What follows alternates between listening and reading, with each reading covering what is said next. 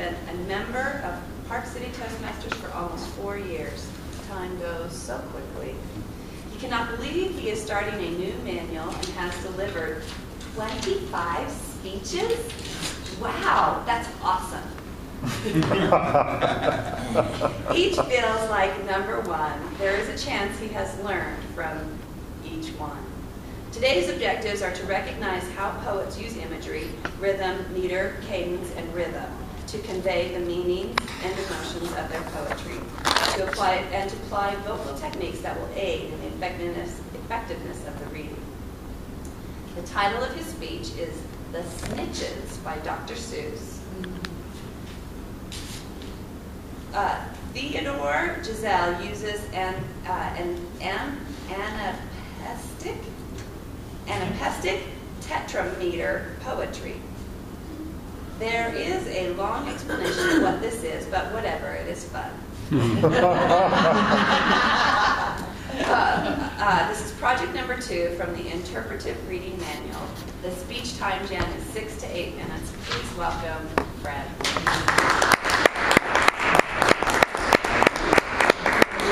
I'm going to have to ask you to move down. Oh, sorry, that's right. I'm apparently not very coachable this morning. This is Interpretive. It's Dr. Seuss, The Snitches. You haven't read many Dr. Seuss books, you kids. This is a story I read to my kids as often as I could stand it. But I never made a point at the beginning of the story to make it a moral. As Theodore Geisel, the Dr. Seuss, says, kids could see a moral coming a mile away. But after the story, we would discuss different people and how they are different. They were always able to see the point. And just like a quote from Warren Miller, you're a unique individual, just like everyone else. They grew up to be equally minded people. Bigotry is a learned behavior. So we as adults hopefully unlearn that behavior and make sure that we teach our children equality.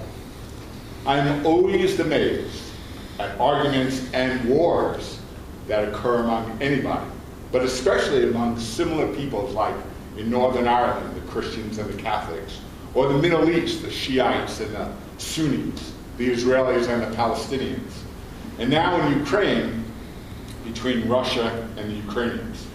So let me start the story, written in 1961 by Dr. Seuss, about equality.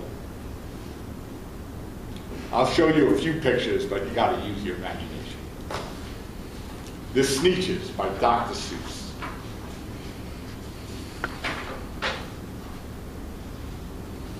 I'll start this picture first. Now the star-belly Snitches had bellies with stars. The plain belly Snitches had none upon ours. Those stars weren't so big, they were really so small. You might think such a thing wouldn't matter at all. But because they had stars, all the star-belly Snitches would brag, we're the best kind of Snitches on the beaches. With their snoots in the air, they would sniff and they'd snort. Will have nothing to do with the plain belly sort, and whenever they met some, when they were out walking, they'd hike right on past them without even talking. When the star-bellied children went out to play ball, could a plain belly get in the game? Not at all. You only could play if your bellies had stars, and the plain-bellied children had none upon theirs. When the star-bellied Snitches had Frankfurter roasts, or picnics, or parties, or marshmallow toasts, they never invited the plain-bellied Snitches. They left them out cold in the dark on the beaches. They kept them away, never let them come near, and that's how they treated them year after year.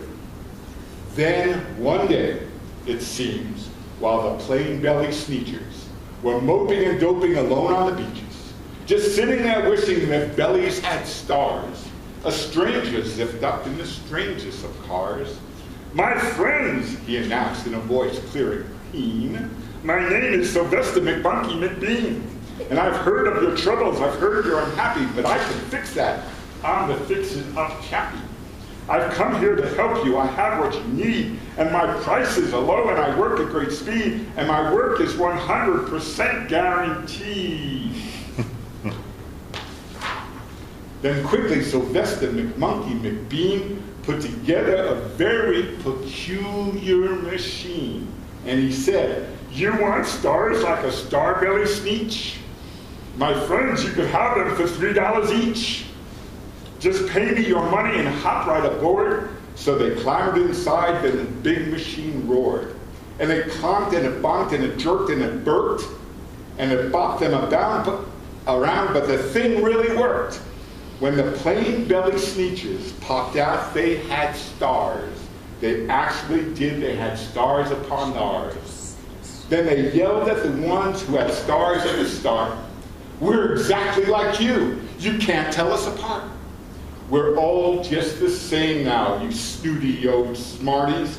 And now we could go to your Frankfurter parties. Good grief, groaned the ones who had stars at the first. We're still the best speeches, and they are the worst. But now, how in the world will we know, they all frown, if which kind is what, or the other way round? Then up came McBean with a very sly wink, and he said, Things are not quite as bad as you think. So you don't know who's who, that is perfectly true. But come with me, friends, do you know what I'll do? I'll make you again the best speeches on beaches, and all it will cost you is $10 eaches. Belly stars are no longer in style, said McBean. What you need is a trip through my star-off machine. This wondrous contraption will take off your stars so you won't look like Sneetches who have them on theirs. And that handy machine worked very precisely, removed all the stars from their tummies quite nicely. Then, with snoots in the air, they paraded about, and they opened their beaks and they let out a shout. We know who is who. Now there isn't a doubt. The best kind of Sneetches is Sneetches without. Then, of course, those with stars all got frightfully mad. To be wearing a star was frightfully bad. Then, of course, old Sylvester McMonkey McBean invited them into his star-off machine. And then, of course, from then on, as you probably guessed, things got really into a horrible mess.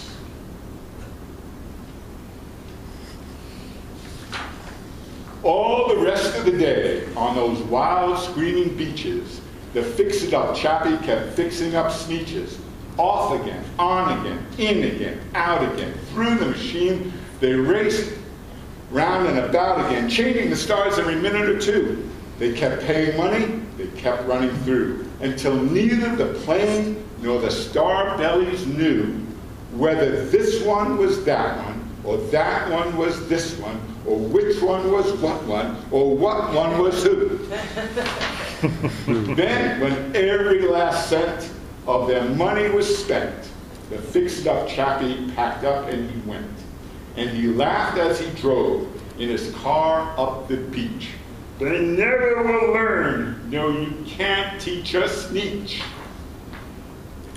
But McBean was quite wrong, I'm happy to say, that the Sneetches got really quite smart on that day. The day they decided that Sneetches are Sneetches, and no kind of Sneetch is the best on the beaches.